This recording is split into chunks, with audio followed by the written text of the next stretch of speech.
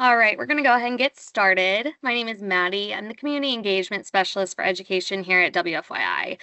Our mission here at WFYI is to provide trusted journalism, inspiring stories, and lifelong learning, and to have an informed, inspired, and inclusive Indiana. We are committed to representing rich diversity in our community and amplifying stories and experiences that represent the experiences of all. We are continuing that conversation today from Tuesday if you were able to join us for part 1. We want to thank you for joining us this evening, and again, if you were there on Tuesday, and we hope you'll find the information helpful. I just want to give you a few reminders. There will be a follow-up email going out next week. It will have the recordings of Tuesday's webinar and this webinar. It's going to have resources, a post-video survey, and links to some other information from our presenters. You can also watch them directly on our YouTube page. You can also submit questions in the Q&A during the presentation. We'll probably get to them at the end. If we don't directly get to your question, we're hoping to provide enough information in that follow-up email to get your question answered. Moderating the Q&A today will be Chelsea Reed. Chelsea is the Chief Executive Officer of Spare Reed Communications. From a longer table, we have Chef Shannon. Chef Shannon Mitchell brings more than 30 years of culinary leadership across large-scale banquet production, hospitality, and school food service. As culinary director at a longer table, she oversees the design and implementation of scratch-made, culturally relevant menus that balance nutrition, student appeal, and compliance. Shannon leads staff training and culinary development from Next Course Cafeteria's program, building systems that evaluate both kitchen operations and community impact. She holds an AS in Culinary Arts and Hospitality Management from the Florida Culinary Institute and has completed continuing education at the Culinary Institute of America with concentrations in global cuisine and menu messaging and design. We also have Stephanie Stemke. Stephanie is a registered dietitian with her master's degree in dietetics from Eastern Illinois University. She is also a school nutrition specialist.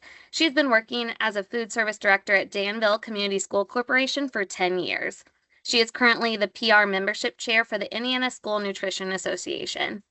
Next, we have Amanda DTR. Amanda is a registered dietetic technician with 25 years of experience in nutrition, 11 of those being in K-12 school nutrition. She is a graduate of Ball State University and currently serves as the Director of Nutrition Services for South Madison Community Schools in Pendleton, Indiana. Amanda is the immediate past president and current public policy and legislative chair for the Indiana School Nutrition Association, where she actively advocates for strong, sustainable school meal programs.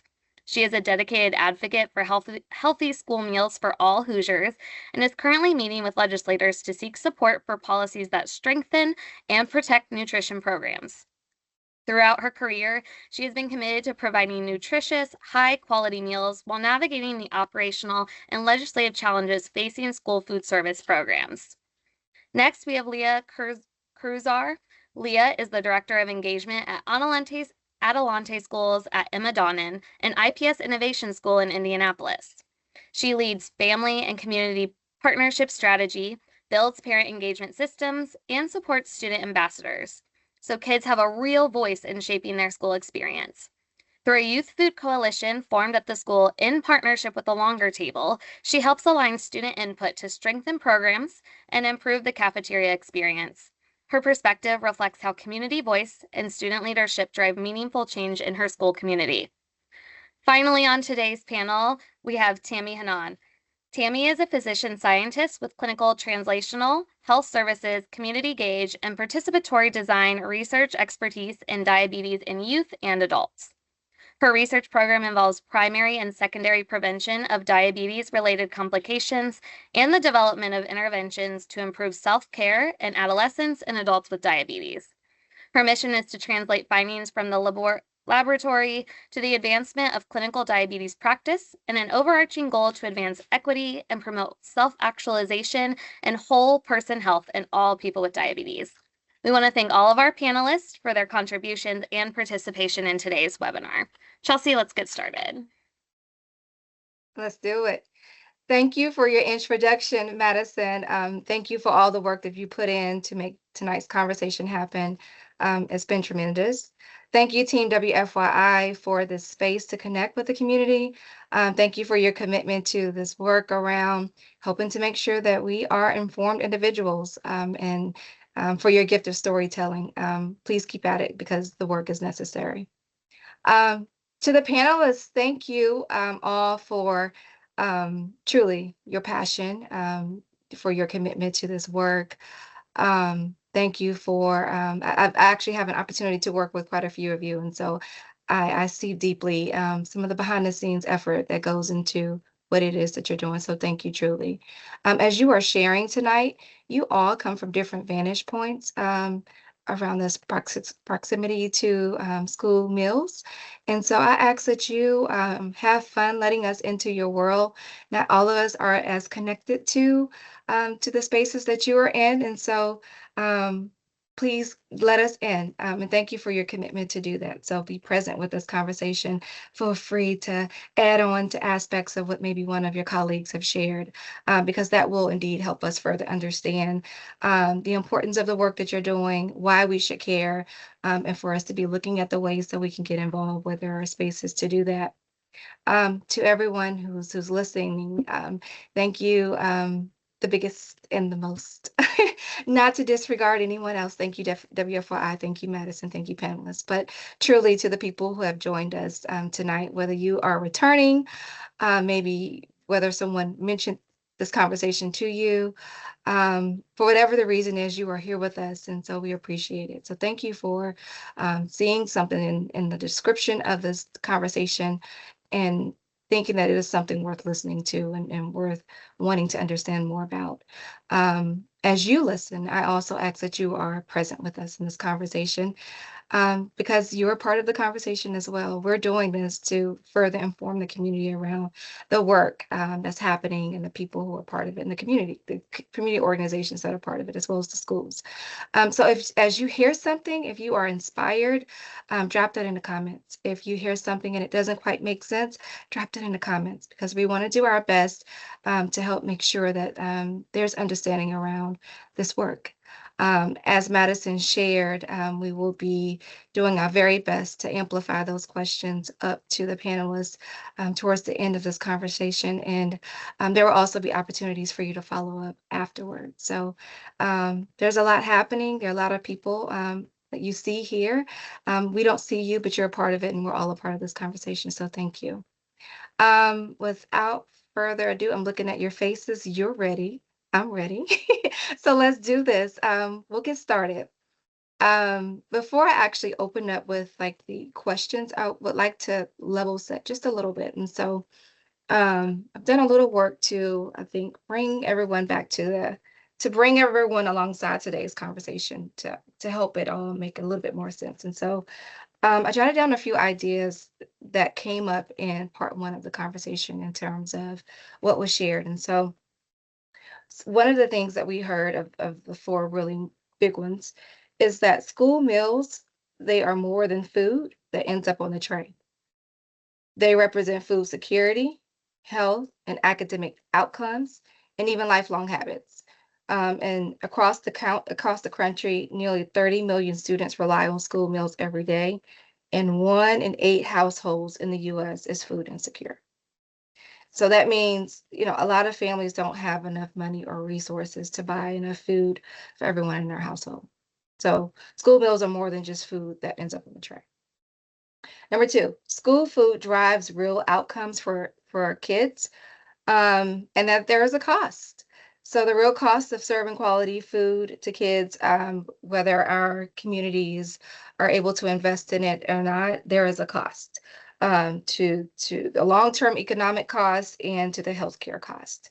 So there are going to, and we learned that there are people and organizations within our communities that are part of um, being a part of the solutions around removing those barriers around cost, and limitations within the system, the current system, which is why policymakers have to take note around what our community is asking for, what our families are asking for, what our schools are asking for, and what they want and why they need healthy school food.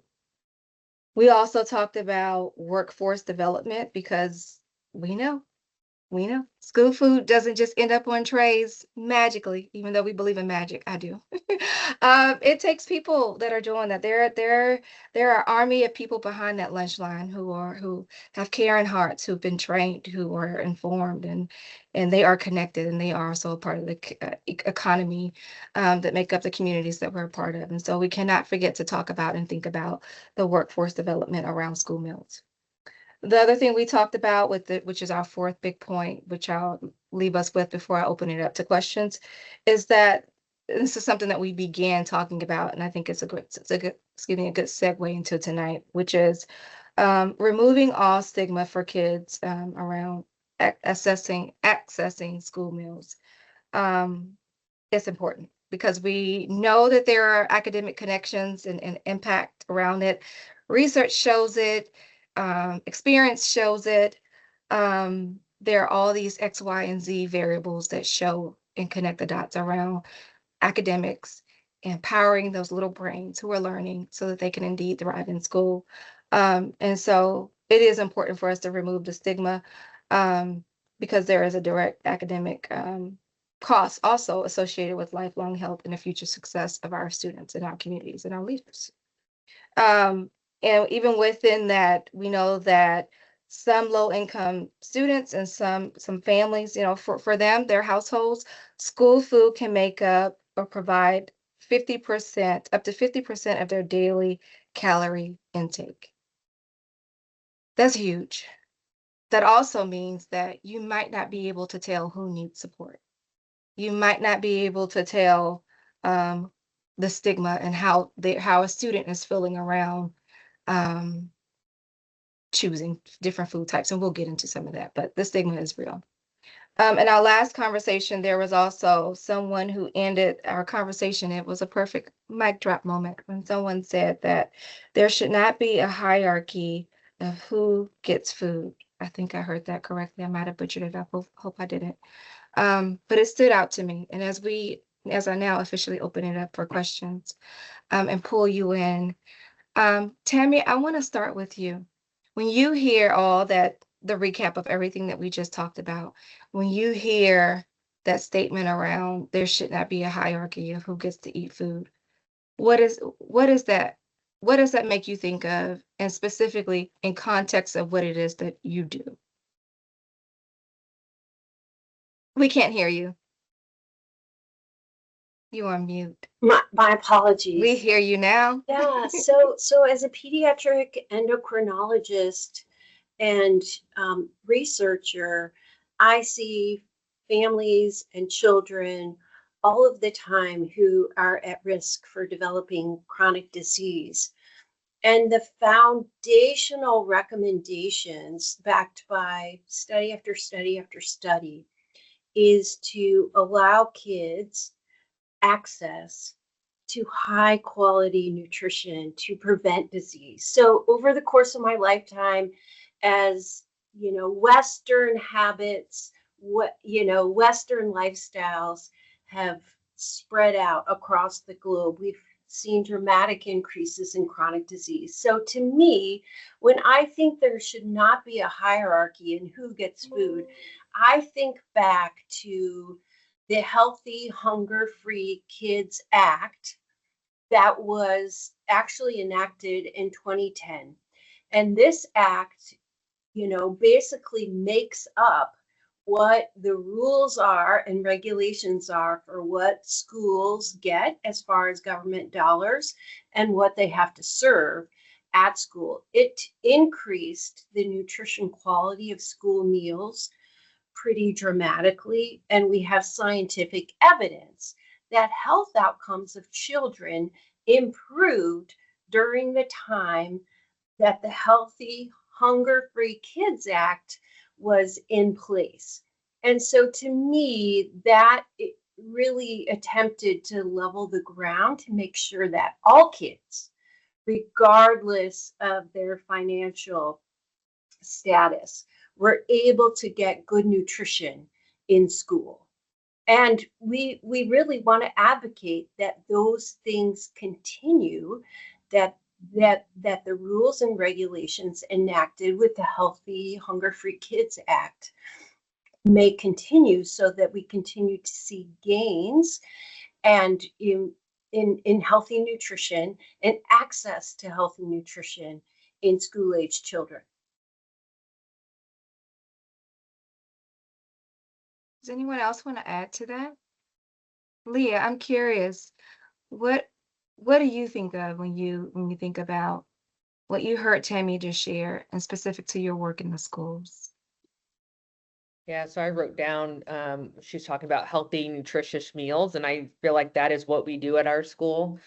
Students have, a option of 3 different entrees that they can choose from, right? They have an array of fruits and vegetables that they can choose from each day. And so they're getting access to it, but also able to take what they're getting from our school to make better choices outside of school as well. So I think it's important that the students have that available to them and are able to understand what value it brings to their well-being. We've seen an increase in students actually eating school meals since we changed up our food service and now offer a healthier, nutritious meal for them. Leah, what does that look like? Forgive me for I didn't start there. What does that look like? Twofold a little bit here. What are you all feeding your students at Adelante? And you mentioned that students are able to choose their meals. Are all of your students able to choose? Is there, for lack of better phrasing, is there a hierarchy of who can choose? Like, how are you able to, or do you differentiate between limitations around maybe how students are coming in around need? Does that make sense? Well, I'm going to answer the first part, then I can come back to your second part. So the first part is students get to choose like their entree, for example. It is usually a hot served meal. So let's say it's spaghetti. And then they have like a fresh salad they can choose from if they would like that. So like a Caesar salad or maybe a fresh made sandwich with, deli meat and cheese on it. And then they have the fruits and vegetables they can choose from, whether it's carrots, broccoli, strawberries, pineapple, whatever they choose. And then what was the second part of your question, Chelsea? Can all the students choose this? So in part one of the conversation, we began talking around about the fact that there are limitations around what a child can choose, based on where the school comes in and some of the layers of that. So I'm asking in terms of, can all of your students receive that type of food? Yes, so all of our students is available to every single 465 students that go to our school. And I think also the cool thing about is that our students also have a say in what they're eating as well. So not only do they are able to choose it, they also are able to have a say in what goes on our menu.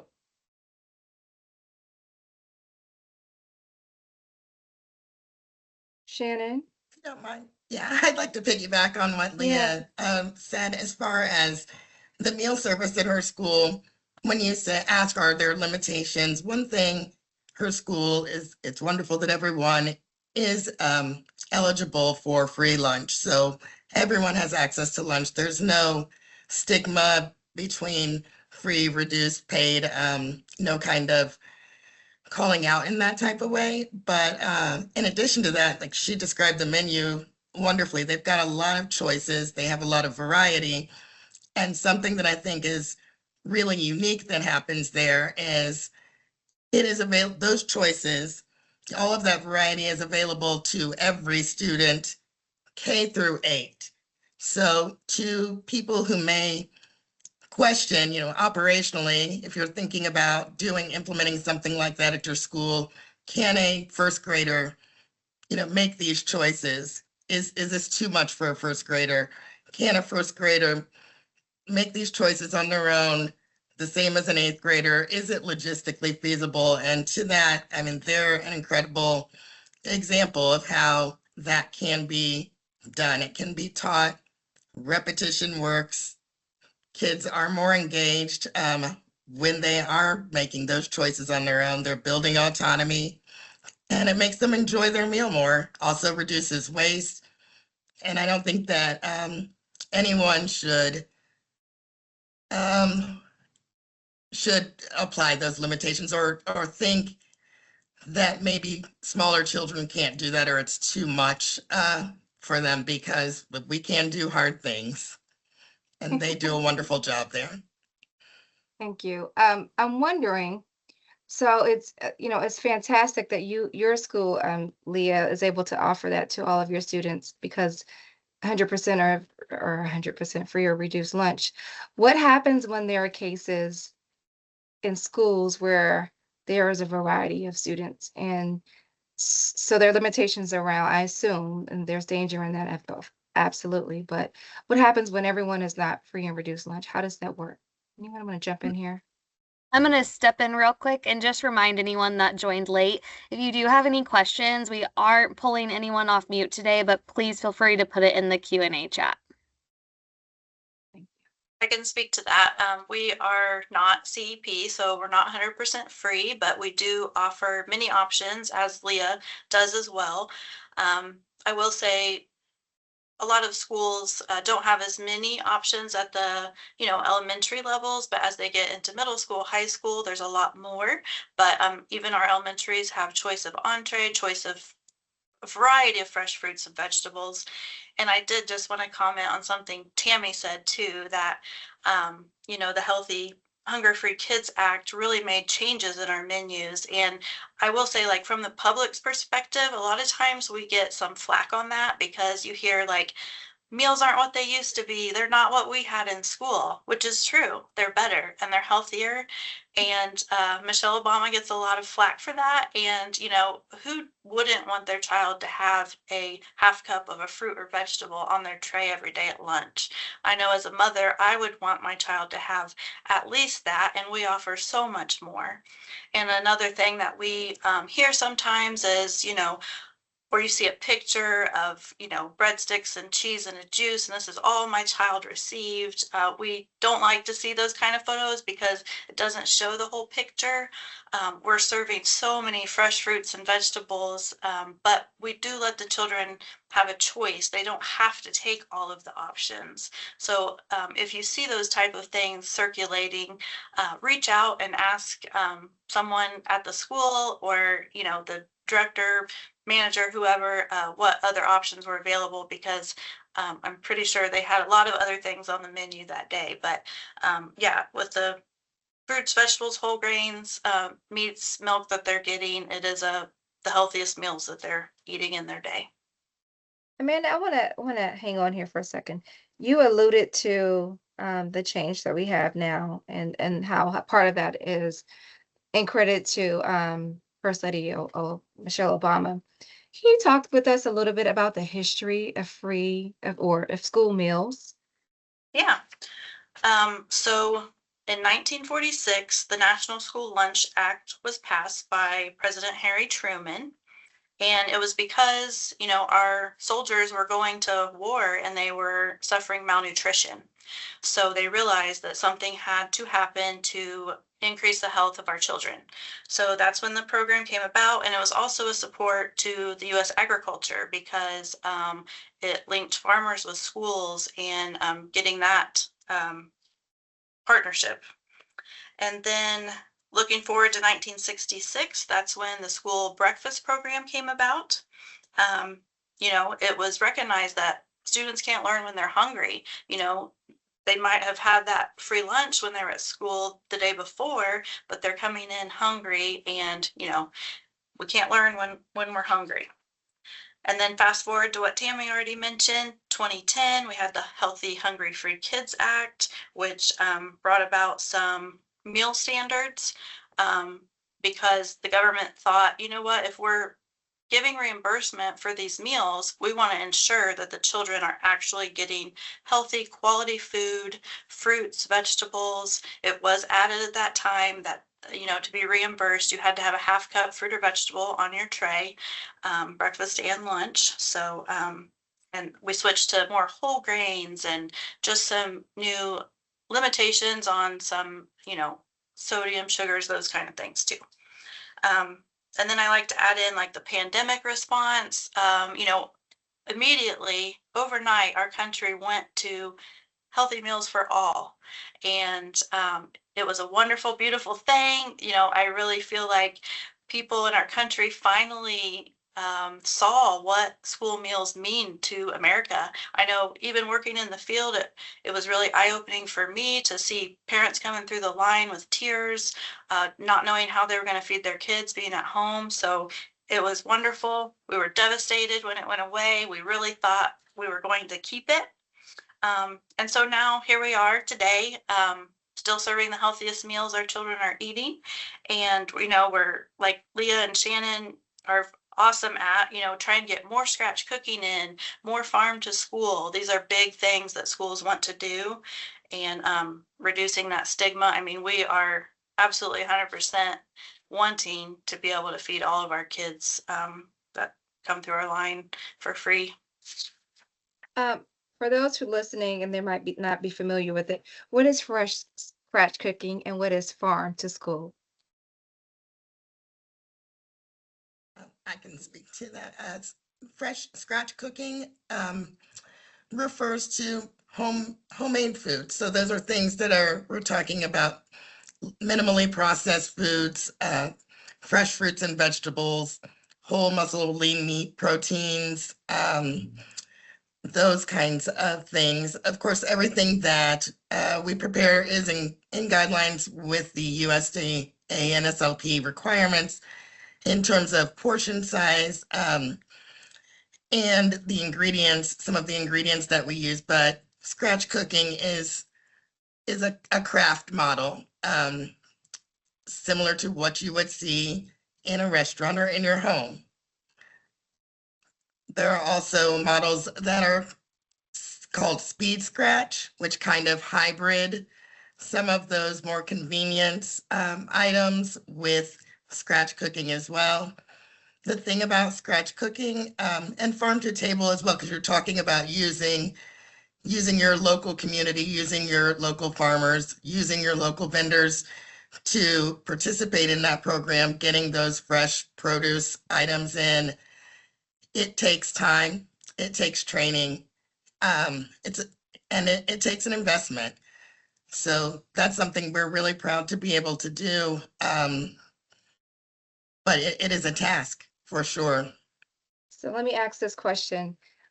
We alluded to this at the top of the conversation around the cost of school meals. So why do students need food options? Why not just give them the good stuff and move on? Like why is it expensive? Why do we need to give students choice? Why is that important? Why is food dignity important? I think there's a lot of answers to that. I mean, food dignity is it's building healthy relationships with food. When you are served with dignity, when you're served a meal that has been prepared with care and it shows, a meal that you have participated in the making of, and by way of the cafeteria, using your feedback, listening. When you say, we want to see this as a student on the menu, and next month you see it, you're going to be engaged, you're going to want to eat it, and we can do our best to prepare the food that we think is the best food, ever. But if kids aren't educated about it, if they aren't into it, if they're not, and they don't eat it, it doesn't matter. We can make the best meal in the world, but if the kids aren't eating it, it doesn't make a difference. I'm sorry, I got a little bit off. Could you backtrack on your question just a little bit? I need to work on packaging my questions. I load them up. Apparently. Yes.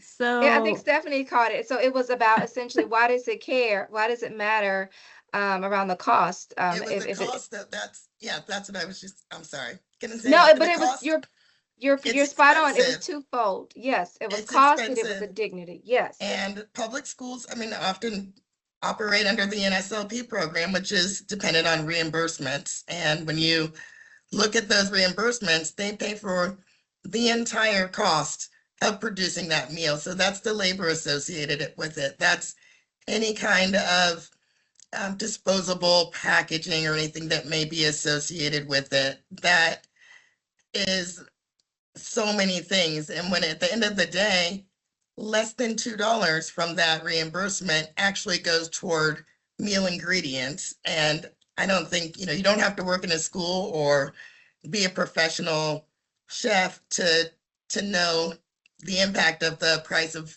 fresh groceries these days, right? We all go to the grocery store. We're all feeling the impact. So I think it's easy to see how the price can be a constraint for organizations like that. Chelsea, I'd like to tie in two of your questions. First off, the hierarchy question in relation to the food dignity. Whenever I think of the hierarchy and you asking, do all the students get the same thing or do they have access to the same thing? I immediately think to paid kids, those who don't have money. Because really everyone has equal access to meals. It's the students who don't have money in their accounts that it affects. So food dignity, to me, just students should have access to meals without the stigma, without the financial stress. Schools are put between a rock and a hard place, choosing to either feed these students with no money and then going into the hole and not having money to pay their own program. So to me, those are the students who would be left out of this hierarchy because every school has a local charging policy. So the USDA does not have a one, it's a different policy for every school. It's a local one. Excuse me, I want to stop you before you go. What is a local charging policy for those listening who might not know what it is? Yeah, so it's schools decide it themselves. So each school is different. Every school in Indiana probably has a different charging policy. There is a national policy that you have to have a charging policy, but it can differ. So schools can either choose to feed their students and send them to collections later. They can choose to feed them an alternate meal and just kind of eat that cost. So that's where they're basically giving away food for free, except for that 50 some cent paid reimbursement that they get for the meal. And I would like to say that the USDA doesn't even have a policy in place where you have to feed kids. So it says that they strongly encourage no lunch shaming, but there is nothing that clearly states that you have to feed kids at lunch. So that's very troublesome to me and bothersome. And whenever I read a little bit into the charging policies, when this was first initiated back in around 2013, I think, they did a national survey and there were schools that said they didn't feed kids who, it wasn't a ton, but even if it was, one school, there were schools who didn't feed the kids if they had no money. So that's 15 years ago. So imagine what it is now with harder times. So relating those two questions, I think, really relate to each other. No, thank you so much. I wonder, anyone jump in here? Leah, I'm thinking about you initially, but another packaged question. I'm thinking about, wow, I think it starts first around the academic connection. What's happening? And if we are seeing, I know that we're seeing connections, but I'm curious, Leah, why do you feed kids lunch? And then how are you seeing impacts at your school? And then I'm curious, second part, anyone on this panel, what insights you have around academic connections to this work? Because to me, it seems like it should be a no-brainer. Why aren't we feeding our children breakfast and lunch? They're there at breakfast and lunch. And so I am curious around what impacts, what factual pieces we have. So I'll stop there. Leah, if you could start us off with what you're seeing. Yeah, I think I got the first part of the question. So why do we feed kids at our school? So one, I'll start, like we do serve breakfast and lunch to students, and an after school snack is something else they get. And we know that if kids are not eating, they're not going to be productive in the classroom, right? They're not going to be engaged. They're not going to be able to follow directions. They're going to be hungry. So we know that we have to feed our students to make sure that they can be their best selves, during the school day. I think, one of the things that we do, particularly at our school, is that students can get breakfast until 9 a.m. So even if students are coming in late to school for whatever reason, we still make sure that they have breakfast, and have the option to get it, to make sure that they have the energy they need, the cognitive function that they need, and just make sure they're in a good mood, right? If a student comes to school and maybe they had a bad evening or a bad morning, sometimes that food can change their whole day around, right? At least one thing's going right for them. And so we just know that it's important to make sure that they're getting the meals while they're at school, because we know that it does impact them, on many different levels throughout the day. Mhm. Was there another part of the question? There was, but I think actually, Madison, I believe you have some slides that you can pull up that might help us walk through this a little bit more. I'm curious, and I venture to, I gather that some of our watchers and listeners might be too. What insights do we have to show the connection between academic, additional, like nationwide? What data points do we have? And I know that we have some of those. Can you pull those up, Madison? I can speak to it a little bit while she's doing that. I think more research is needed through schools who provide healthy meals for all, but just percentage as far as higher test scores, there's 17.5% higher scores from children who have eaten breakfast in the morning. So, and you can, ask any school nurse, teacher, how are your students behaving in the classroom? Less tummy aches. There's so much that goes into just feeding our kids healthy food at school, and how that, you know, makes for a better school day all around. Less behavior issues, and doing better academically as well. I would just add to that we know that when parents know that the school is going to provide high quality meals, attendance goes up. And also in our work with the schools, where we talk to parents and school staff directly, parents will tell us that they choose the school based on the provision of meals. So parents are choosing schools based on whether or not their children will be fed. I can say that's true. I've worked at both a CEP school and a school that's not, and we had students coming to the CEP school just because the parent needed help with meals. Can you remind us what a CEP school is for our listeners who may not be Yeah, familiar with that? it stands for Community Eligibility Provision, which means a school district or specific site is in an area that is in a poverty level where a certain percent of their kids meet qualifications, so that they can provide free meals for every student in that school. Thank you for that. And Madison, we no, please go. well, I was just going to say, we have a lot of data from, across the country that when students regularly attend school and they can attend to what they're doing, because they're fed, they stay in school.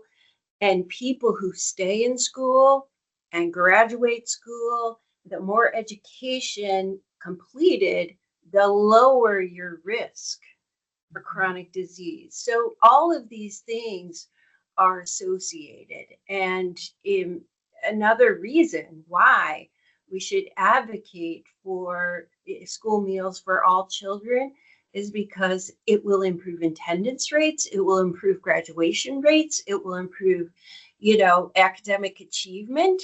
And just like back in the 1940s or whatever, whenever Amanda said that we decided we didn't have a military, it's the same for our workforce and our military today. Yeah, and I will say the figure I think you shared at the beginning that 1 in 8 are food insecure in our country. 1 in 5 children here in Indiana are food insecure. So we have a problem that's worse than the national average. And when you were speaking about food dignity, something came to my mind that, like Stephanie said, it is the paid kids who are the ones that if they don't have money on their account, um, they're the ones with of fear going through that line. Am I going to be able to get this meal or not? And some of them might be scared to do that, so they might pack whatever they have at home, which could be nothing. It could be, and this is a true story, molded bread with bad bologna was packed in a lunch.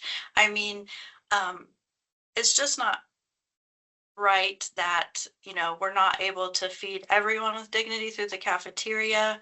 And there's several, there's so many of our children that are struggling. Families are not able to keep up with the increase in cost of everything. So unfortunately, school meals is something that they don't send the money in for, and the children's pay the price. Mhm. So why is it so hard? What policies should we be paying attention to? Like, why is it so hard? We're looking at this figure that Madison pulled up where it shows 7 key findings of the benefits. And so I won't go through them all because we can all see them, but you just talked through some of them that all of you in different ways, but school participation, kids are staying at schools. It reduces tardiness, it increases attendance. Um, they're sharper minded and things like that. So why is it so difficult why not meals fall? That's a wonderful question. We would love our legislators to see the difference that this would make for our children, and we're actively advocating for this. But of course, what it comes down to is the funding, and we need more reimbursement. But instead, what we're seeing are things come through policy that are cutting, SNAP benefits, which in hand, when you cut SNAP benefits, that also kicks children off of free lunch program. So we have what's called directly certified students, which comes from our state. They let us know who is receiving food stamps, or in some cases Medicaid, who's in foster care. There's certain areas that directly certify a student to receive free meals. Our largest one is SNAP. And with all these cuts with HR1 coming through, it's going to affect how many kids are receiving our school meals. And I I don't want to think I people want to realize stop you that. for I want to stop you just for a second. Let us into your world. So for those who are listening, can you explain to everyone what SNAP benefits are and what it means to be directly certified students? Yeah, so SNAP is what we call food stamps. And families who receive assistance to be able to buy groceries for their home are on SNAP. And then schools are given lists of the children who attend our school. It's very confidential, but anyone who does receive the food stamps also would be eligible to receive free breakfast and lunch here at school. You were And then talking about HR1 before I cut you off.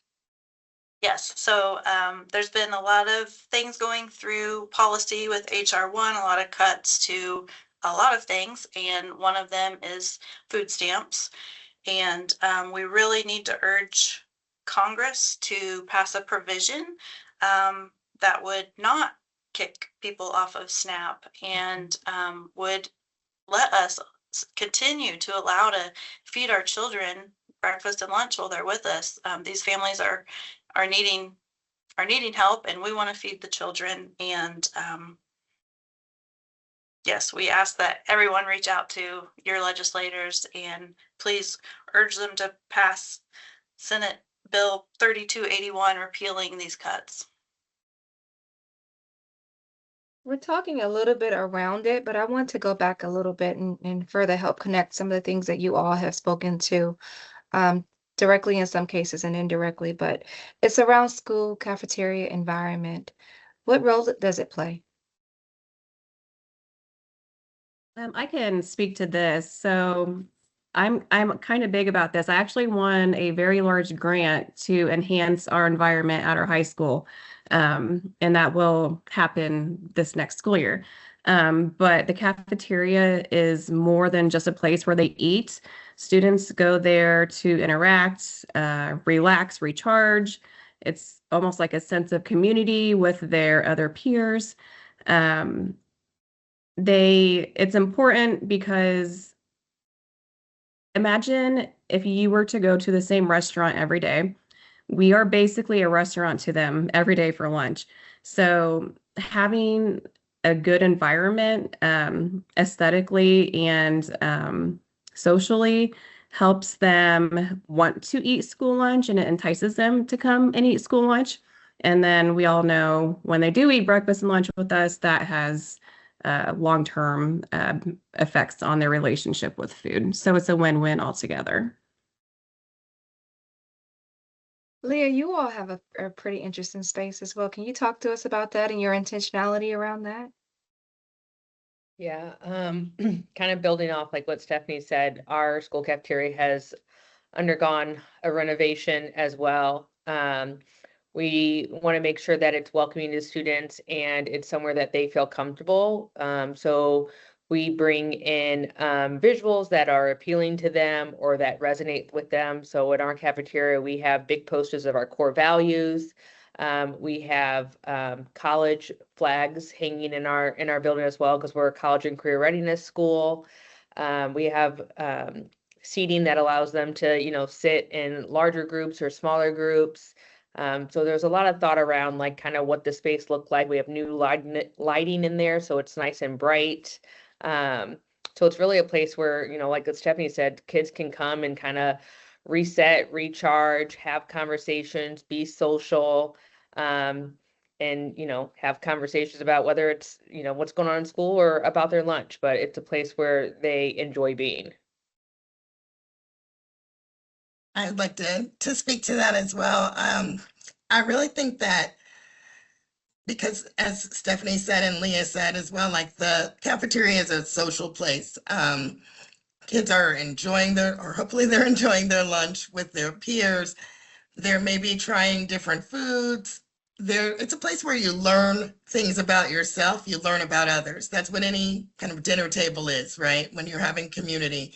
So I would kind of argue that it's almost the cafeteria is as much a classroom as any other room in a school. And I won't say how long it's been since I've been in school. It's been a long time though.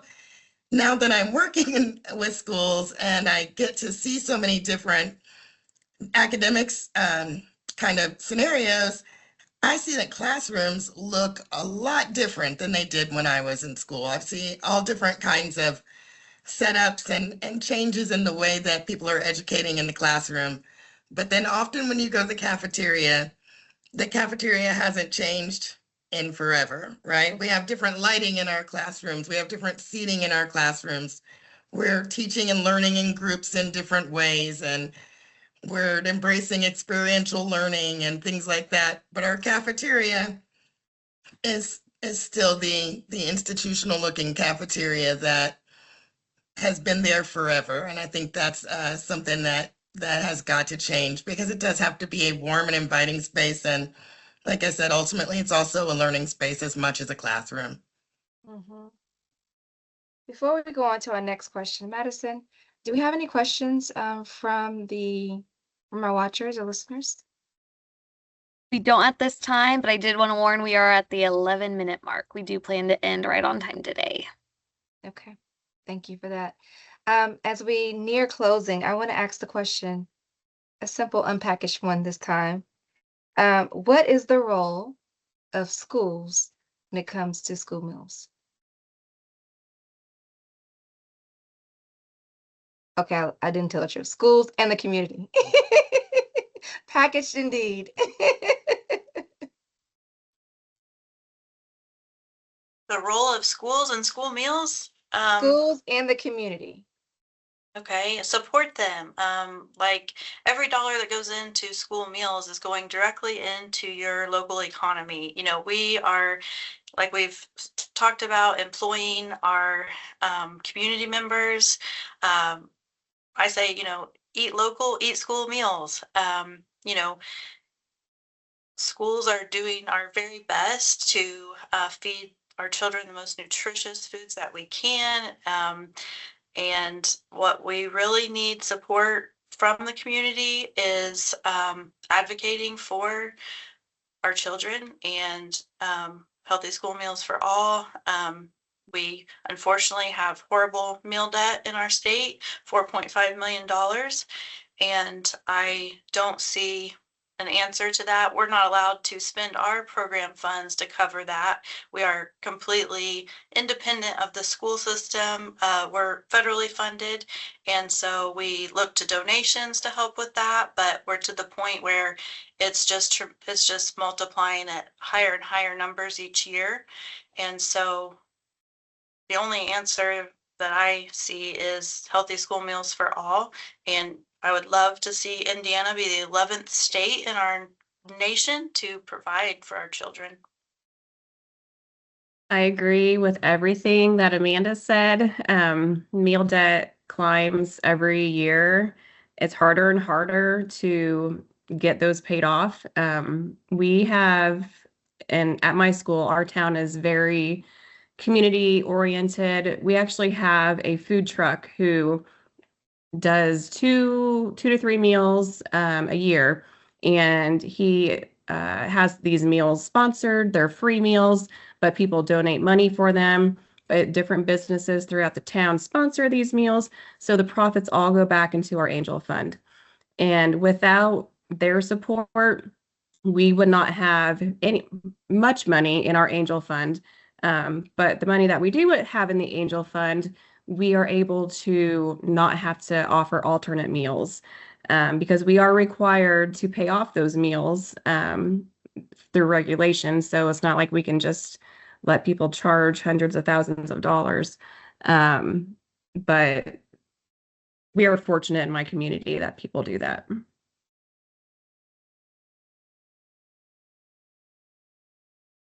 I think that schools and community members have to advocate for the importance of access to high quality school meals and the importance of that, all the things that we've talked about today, just to put a megaphone on that and make sure that the message is reaching everyone, because people may not know. And I think another thing, in a perfect world, we want to have these wonderful meals, but it takes people to make them. And I think for me, one thing I really want to do is kind of shine a light on school food and kind of change some of the perceptions that people may have about school food from a professional standpoint. It takes trained professionals to execute them. It takes people who care, people who have a culture of care to want to do this kind of work. And I'm really grateful to work with a number of really skilled culinary professionals that choose to do this as their career. And I would like to see a spotlight on that as a career path for people in the workforce development realm, because it's probably not everyone who says I want to be a cafeteria chef. But if we're starting the conversation and we're perpetuating the conversation of what school food can be, the impact that it can have, and educating people on that, I think more people would be interested in considering being part of making that happen as a rewarding career.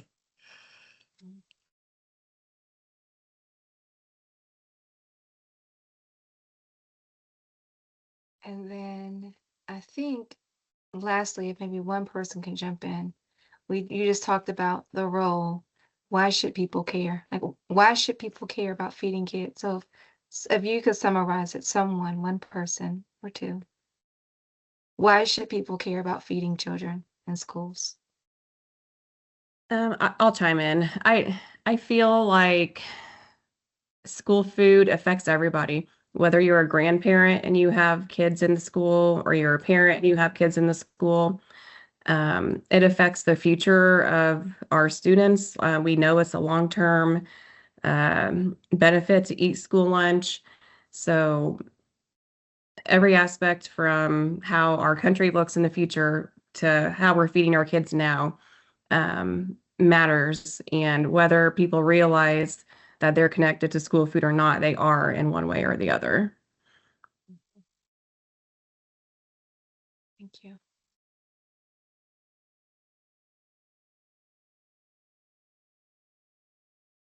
We have about 5 minutes left. Does anyone just have any final thoughts, even if it's about why caring? Any final thoughts that you wanted to share that maybe we didn't get to in the first or second webinar? Just wanted to say about the community aspect. I think that it's unfair that we have to rely on donations to feed our kids. At our school specifically, we do a fundraiser. My staff volunteer their time, and we put all of our profits into our Angel account as well as other donations throughout the year. But I just I feel that students should be able to get free meals, like Amanda's talking about, and it just doesn't seem right that so many schools have to rely on donations to even try to feed their kids. It should just come naturally. I will add to that what Amanda said about priorities for resources, which is what it comes down to, right? How you balance the budget and what you prioritize. Kids don't vote. They don't have a voice, but community members vote, and community members have a voice. And the more attention we can call to the importance of this to people who do have the ear of legislators, the better we will be able to succeed in getting more kids fed every day at school. Yeah, and I will say, I believe it's a bipartisan issue. When voters are asked if they would support feeding our children, they say yes, but yet the legislators aren't backing up policy with, like, we're just not seeing anything come about. And I mean, we're meeting with our representatives and our governor, and we have this huge surplus in Indiana. And why wouldn't we want to feed our children instead of have this huge surplus? I'm not sure. So we just really need to get active and have our voices be heard. Right. Well, if there isn't anything else, we'll get wrapped up.